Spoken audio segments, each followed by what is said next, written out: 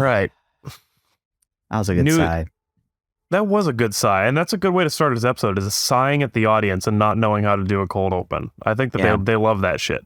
They go kind of fucking wild for that. If they start an episode, they don't hear the people that they're interested in hearing their conversation go, yeah, another one of these. Oh, brother, I gotta entertain these jackwagons again. Yeah. They just expect us to go on mic for 30 to 45 minutes a week and talk about bad ideas for free. On Michael? On Michael? On God? On Cap? On Michael? On Cap? On Michael? It's just this dude named Michael wearing a hat, and he's who we talk about all the time. On Michael, the Cap guy, who's a god in his circles. He's just really cool, and his friends really like him. That's just the friend group thing. You determine that guy's God. Yeah, we like that guy enough. That guy's God. He's cool. This Cap Mike guy, he's basically God. Have you ever seen What We Do in the Shadows? The movie, yes. Yeah, it's like Stu in that movie. Yeah, he's just a normal guy they bring into the friend group of vampires, and they're all like, "Yeah, Stu, yeah." it's like that he's God. Right, yeah. He's on God. Let's just get this episode started. Yeah, let's get it going. Let's get it today. What's my vibe? Why am I like football? Because you have a football background. Yeah, I have a football background. That's for the next week's episode. My room's a mess. My room's a mess, and I didn't want to have like even a blur of it. So I was like, let me make it like a football thing, because that's what. Spoiler alert: next week's going to be about football. I cannot wait to do the ending bit for that one. It's gonna be really fitting. It's gonna be really fitting. But yeah, freaking Hank, how are you doing? What's going on? My brain is in scrambles today. Yeah, it is. It is in scrambles. You know what? I'll ask you a question. Were you there when I was talking about how I watched the movie Storks on Netflix? No. So, all right. I found it really interesting. Storks is actually one of the most watched movies on Netflix recently, which is weird because it released like a few years ago. It's not a new movie by any means. That's an animated film. Movie. Yeah, it didn't do super well, or it wasn't like super culturally relevant or anything. It just kind of existed and then didn't exist, and now it's on Netflix and people are watching it. But I watched it because I'd seen trailers for it. I went, that animation style looks interesting, and then didn't watch it because the story didn't look that interesting. But that movie, it's a really tough one for me because the first act was really fun because it was just insane. Utter insanity, pretty incoherent, but like in enough of a way that it was fun. Right. And then by the time that it got to the third act and it was trying to ask us to be emotionally invested in this insanity, it did not work anymore because nothing made sense. Here's the main issue I had with it. Okay. All of the stories hinged around the fact that storks no longer deliver babies. Instead, they are basically Amazon drones and deliver packages. Wait, is that the entire movie? That's like the inciting, like the plot is that they don't deliver babies anymore. One of them wants to deliver a baby for like a reason that takes way too long to set up. But what they like don't determine, despite the fact that it still has a lot of bearing on the plot, is how the fuck are babies born if the storks aren't delivering them? Did humans just now start fucking? Like when Amazon was about to, like they actually show that how it works is like a human will send a letter to the storks company, and that letter becomes the baby that they delivered. Wow. But then they stop delivering babies, but there's still children that have been born after that time period. So it's not like kids stopped being born. So did humans just now start fucking? That should be part of the story, because that'd be so funny if the storks are like, yo, the humans, they might not even need us anymore. Yeah, exactly. Like, why? It's like, I don't even want to get into it. Because then, like, spoilers, at the end, they start delivering babies again. So did they stop fucking again? What are the rules? You got to give us something here. Man. What if it's like, man, I don't know if this is a real thing, but some people say like the Earth's getting too overpopulated, so maybe they're going that route and being like, hey, storks were just like, you guys are going too crazy, stop, too much, we need to dial it back a little bit. All right, Also, how did humans make babies before postage existed? Before the mail system existed? True. Did they send like chiseled stone to the stork? Stone tablet, and then the stork carved it into a baby? Like, you know, I could imagine like a stone tablet that's carved turning into a caveman. I could see like that, the equivalency. If rocks turned into a human, it would be a caveman. You know what I mean? that actually does make sense. It makes a lot of sense. But So they didn't checks out. determine that. That's our idea. Yeah. They didn't set up the rules And there. the fact that that's not in the movie makes me mad. Where, yeah, like, they really should have been specific with the rules, because they just kind of start it and they're like, storks don't deliver babies anymore. They deliver boxes. And it's like, okay. And then they don't touch it. They just make the CEO that made the company change, like, the villain. This It is does not insane. make sense. It is wild. So I don't recommend watching that movie, because by the end you're just kind of sitting there like, what?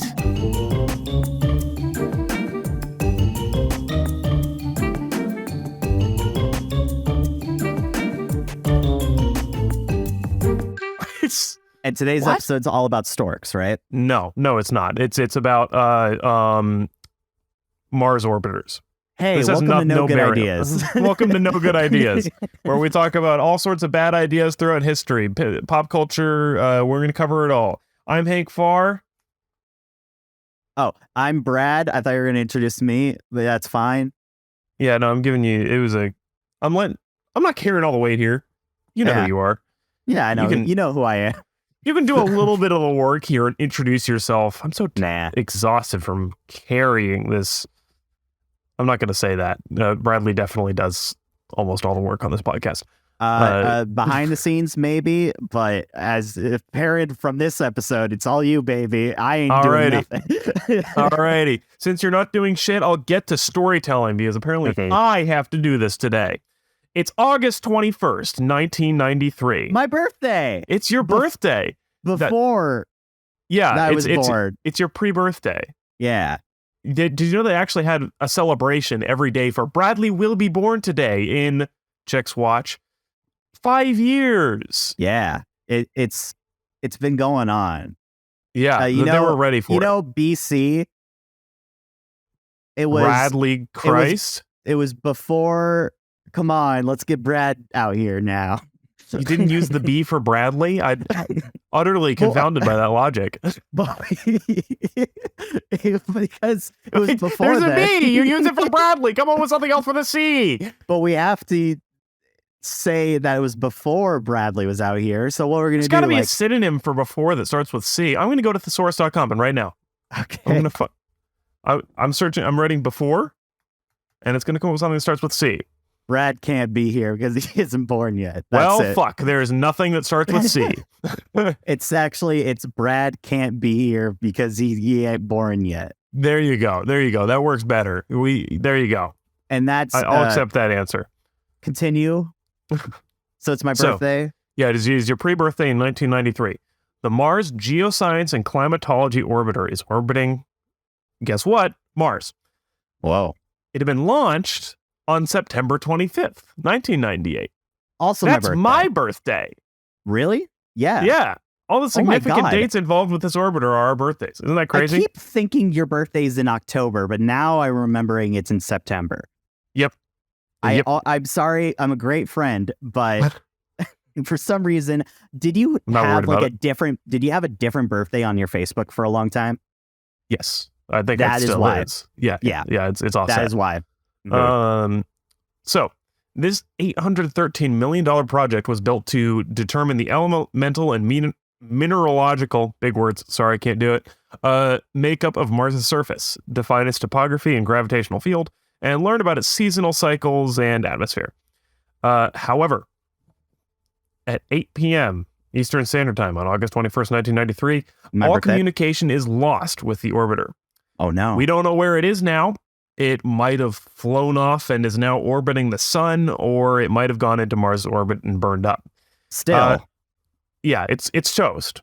It's Wow. gone. An investigation later determined that the likely cause of the communications loss was caused by a rupture in the fuel pressurization tank. Okay. So, let's cut to a few years later.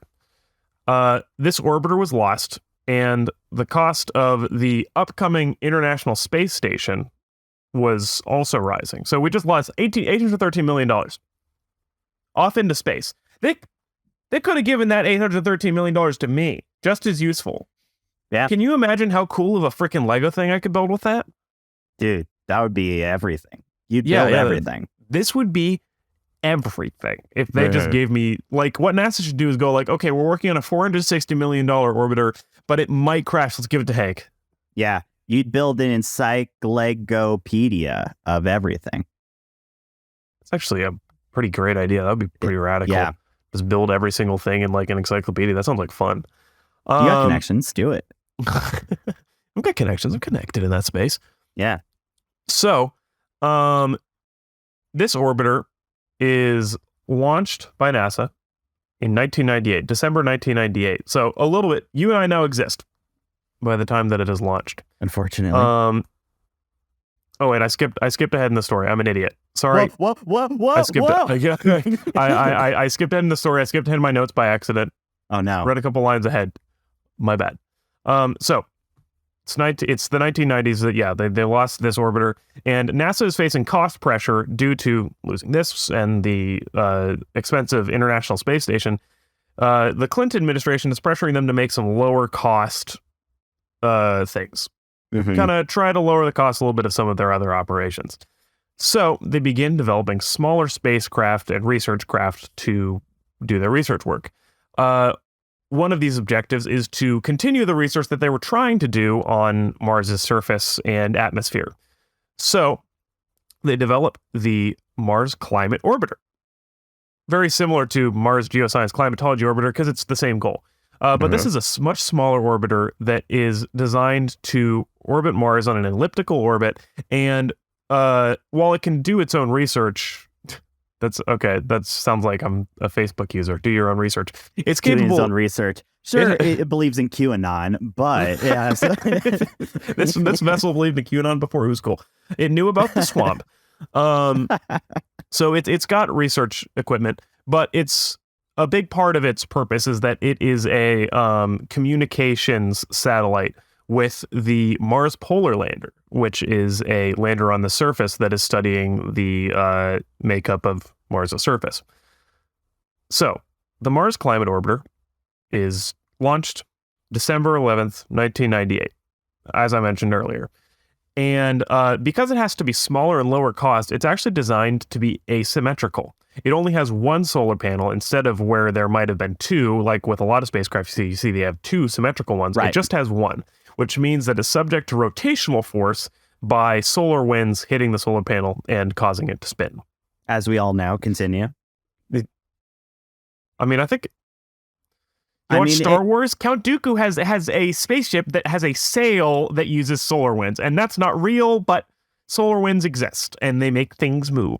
I think we all know this. We all know about solar winds. I think we're all experts in this field. And we're all experts. Everything you're saying, I'm like, yeah, of course. Of course we all know this. Yeah, duh. Everybody knows this. Everybody knows this. Especially me. Especially you. Exactly. Yeah. I mean, you could say all this. You just keep going, but I'll be like, yeah, I know this.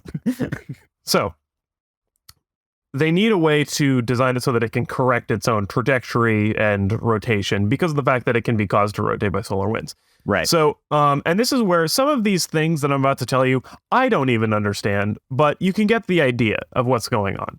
Mm-hmm. Apparently, this thing could be course corrected by onboard wheels.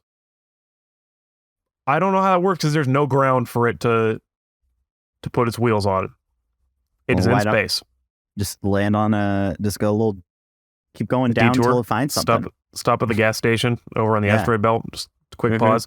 I mean, maybe it's something to do with like centrifugal force or something. I don't know. I just know that it has wheels that are used to kind of correct the rotation. But these wheels need to be desaturated. I also don't know what that means. It means they're like not as colorful. The wheels need to be color corrected. The wheels do the course correcting, but they need to be color corrected to make sure they're not too they don't have the exposure way up or something. Yeah. They need to be balanced. Yeah, white color balanced. Yeah, or That's- color balance. Yeah, so it's got wheels. And these wheels need to be desaturated. These wheels are desaturated using thrusters, onboard thrusters on the thing.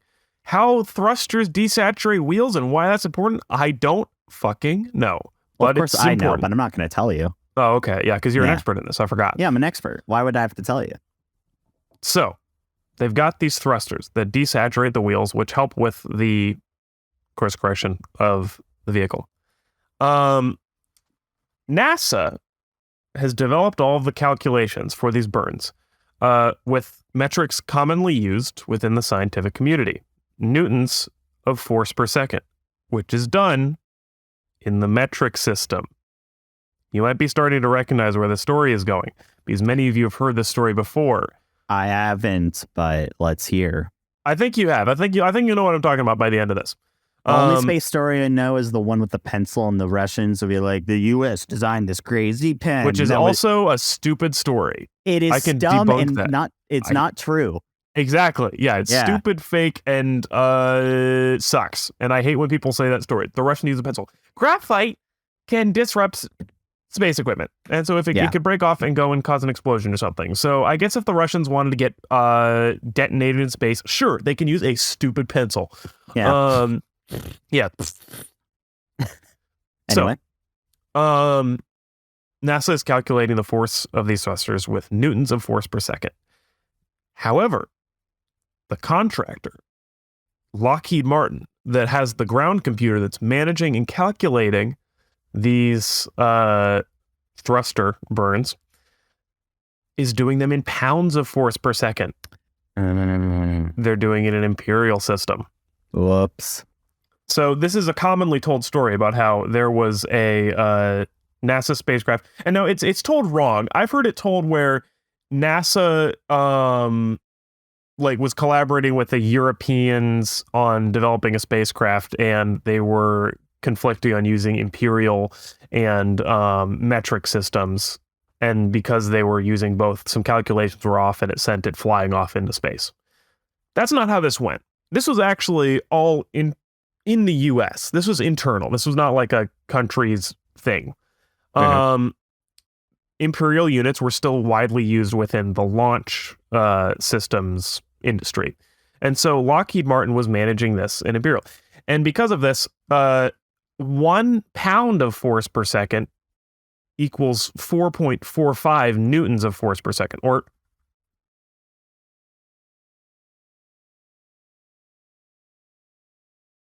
that because this is one of the parts I don't have written down. Here I go.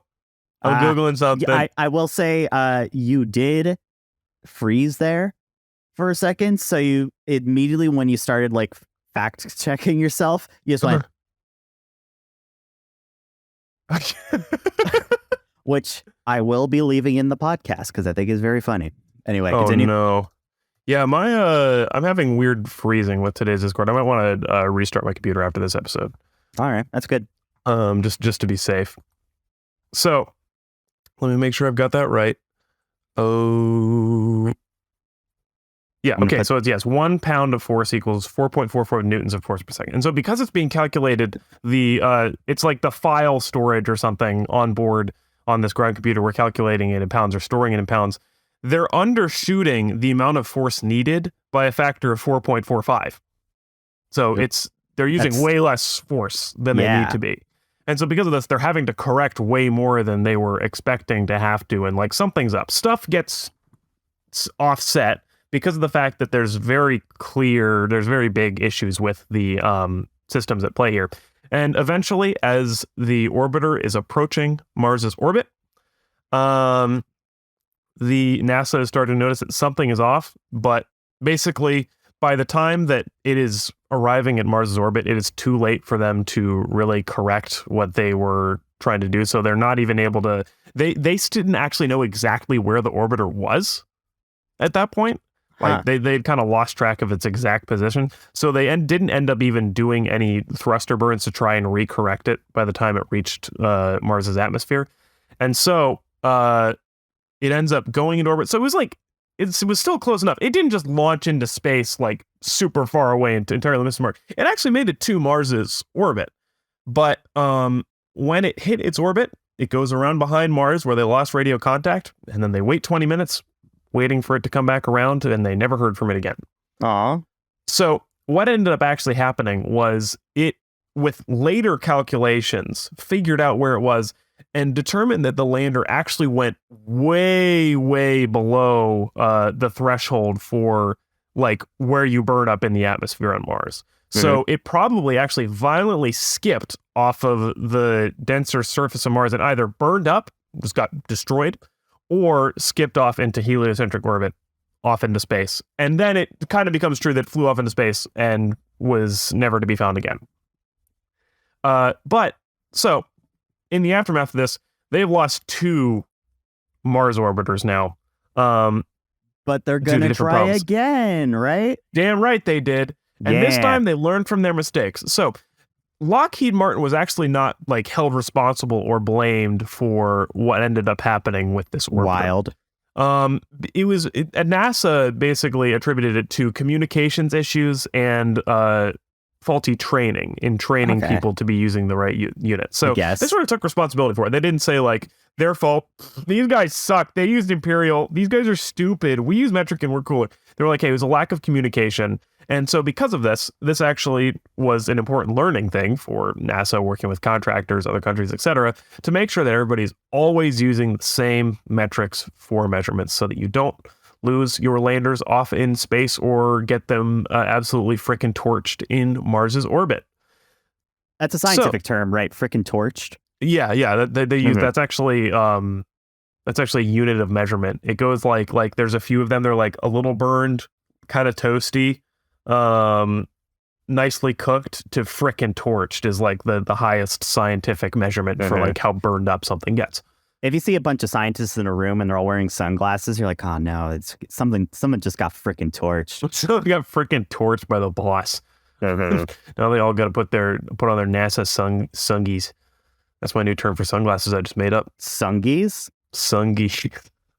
Sungies nuts. Got him. Fuck. That was a horrible mistake. I should never have come up with that term. Oh, we lost camera. No, I just turned it off. What? Because I'm done. That's me for the episode. That's it. Football! Hold on, yeah.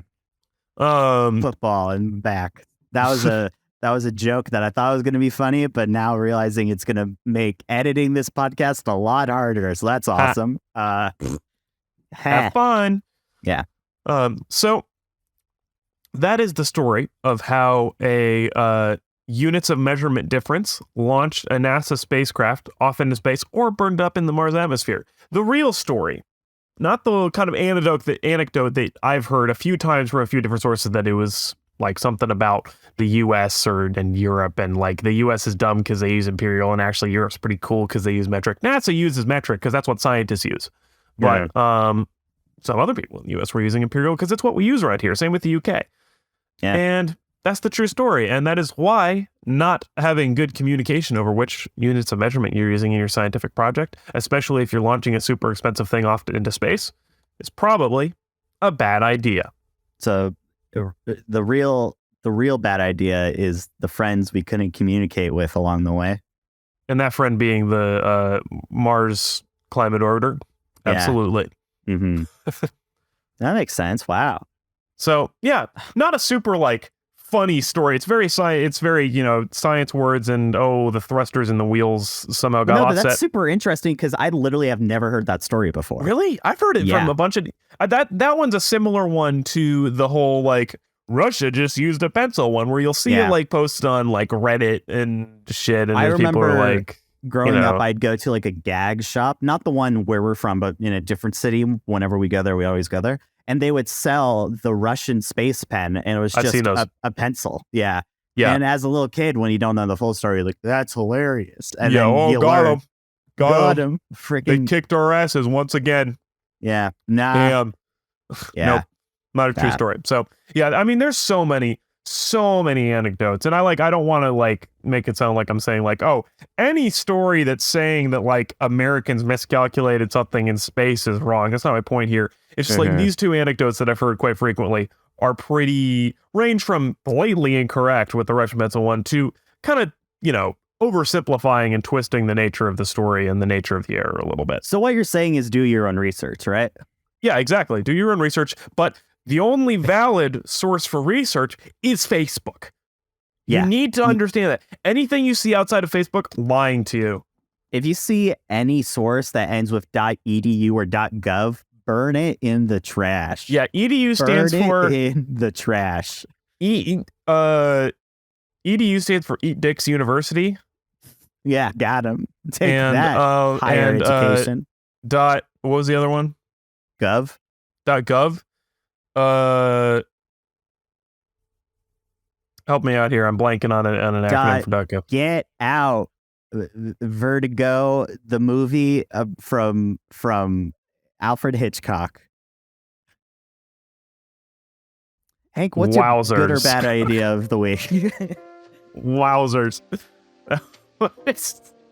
This has been a bad episode for me. I'm apologizing. This has been rough. Yeah. This has been rough. Woo! Yeah. Yeah, should we just go into good idea, bad idea of the week now? I think we should call it here. Yeah. All right. Oh, man. I accidentally burned my first bad idea in the cold open, which was watching Storks. That movie's a mess. That was, remember that? Remember when we had hopes for this episode? Remember when we thought we'd accomplish something I'm sorry. It's all my fault. The vibes have been crashed and burned into the ground. The dude even turned his camera off, which will screw up the editing. Yeah. The vibe I bring to podcasting is that girl is poison. Are you expecting me to understand a song reference, Bradley? Did you just predicate a joke on me understanding a song reference, you fucking idiot? Come on. Anyway, what's your what's a good or bad idea that's not Storks? Oh, you're gonna make me come up with another one. Oh, if that was your good or bad idea, you can take that. Yeah, that was my bad idea, but I frickin' torched it in the beginning in service of creating a cold open. All right. That was kind of a fun gup. So what about you? What's your good or bad idea today? I am going to take the story. I'm going to save that for next week. My good idea of the week is the MagSafe feature on iPhones. Do you have an iPhone that is like 12 or above? I believe mine's an 11. Okay, you got one of those. I'm doing a lot of raspberries today. They can't do it well. But yeah, so every iPhone 12 and up has something called MagSafe, where you can attach things magnetically to the back of your phone. So I got a little pop socket here. I love pop sockets, but the one thing that bums me out about them is once they're on there, it's hard to take them off. Yeah, they ruin your phone case or phone. Right. But you just kind of put it on there and it's like... Oh. Wow, that's really stable. Yeah, it's really stable. I even have one that's like a battery pack that you can put on. Whoa. Does it charge it wirelessly? It's charging. Yeah. That's pretty sweet. Yeah, I got those for Christmas. That's cool. And even this one is like, it's really hard to take off. And yeah, I have not had like a battery charge under like 80% in the past few days, just between that's impressive having this. Yeah. That's really good. It's really good. My mom got an iPhone 14 and I'm jealous. Whoa. Yeah, I want one. Pro? She's been working with, yeah, she got like the big one. Whoa. Okay. Big iPhone. Wow. Yeah, she's been working with like I think an iPhone 10 and it's been causing all sorts of problems recently. Yeah. Yeah. iPhone X, ew, that's for old people. Oh, wait. Like iPhone eggs. That's what I'm saying. Yeah. This iPhone is full of eggs. I will say that was my last iPhone before I have the 12 now. And yeah, it's getting to the point where if you have an iPhone 10, you gotta upgrade, bud. Yeah, I'm probably, I mean, as I said, I have an 11, so I'm next. I'm on the line. I'm next with Apple's little. We're gonna make that stop working now. Yeah, this thing is not gonna work anymore. We're gonna pull a little prank on you. Okay, sweaty, you're done. You're done. Yeah. Sweaty? All right. It's like sweetie, but gross. Sweaty? Yeah, I've just never heard that. I like that. Calling people sweaty. Yeah. Yeah. It's generally I see that being used in like, Overwatch, you call someone sweaty because they're playing too hard. Got into a real flame war in Overwatch today. Whoa! I was playing with a friend of mine, and there was this guy that, you know, he's in a low rank. Like, I'm not good at that game. I'm not good at that game at all. I suck at that game. And we're playing it, and I'm ranked low with people that are also not good at the game. There's some dude in this lobby that is like way better than everybody else here, and he's wiping the floor with people. And he keeps going in chat being like, I'm so good. You guys, what, 45 kills and 2 deaths? You guys are like, he's being just annoying. And so, yeah. And so my friend just like, he like hits him. I forget what my friend said, but all I said was like, I was like, dude, and this guy's name, it was like Simon something was his username. I was like, dude, I need to hang out with you outside of this game. I gotta hang. You seem super cool. You gotta hang out with me. Please send me a friend request. Like so every time we do that, I'd be like, please send me a friend request. You're so funny. I was having fun with it. Let me get your autograph. Let me get your autograph. Let me get your autograph. Like, basically, I was like, and like, Jeez. And the dude was like, what do you want to like? Do you think that do you think I'm beautiful or something? I was like, no, I bet you smell horrible. It's just your personality. It seems so cool, man.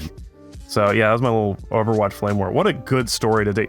Hey podcast listeners, you guys want to hear about my experience playing a shooter game today?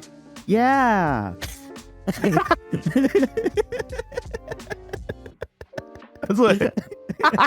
That's what our collective audience sounds like.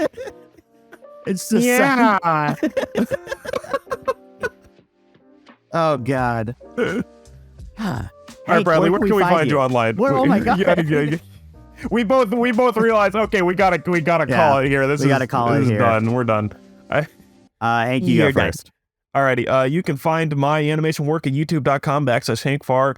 You can watch although it is definitely not Christmas, by the time we're recording it, it's not. So by the time this comes out, it's definitely not going to be Christmas. You can watch our Christmas special that we made. It turned out real good. It could be. Yeah, you could be listening to it way later.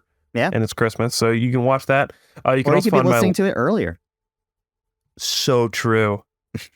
So true. You could be listening to it really any time that you feel like, because you're a free person to listen to what you want. And then you can find my Lego hobbyist work at Faraway Bricks on Instagram. Bradley, what about you? Where can we find you? You can find me at Bradley with an E on Instagram, YouTube, Twitter, TikTok, the other ones, Letterboxd, and that's it. You can also go to Brad.rocks to see. Yeah, that's all of them. You can go to Brad.rocks to see everything I've ever done ever. Recently, I made a website called DoesAmericaHaveAGovernment.com. Because, spoiler alert, we didn't have a Speaker of the House for a couple days. And then I had to update that right when, like, I got the domain the day McCarthy was elected.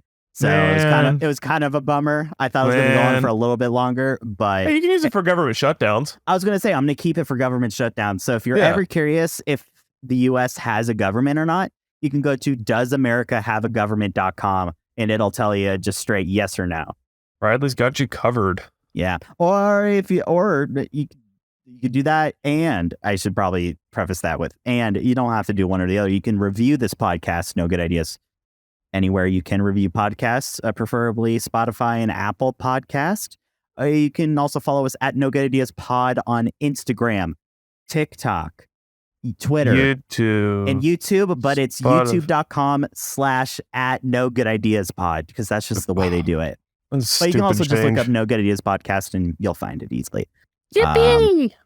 And Hank, let's end this episode, but I'll ask you a question. What's next week's episode about? Yeah.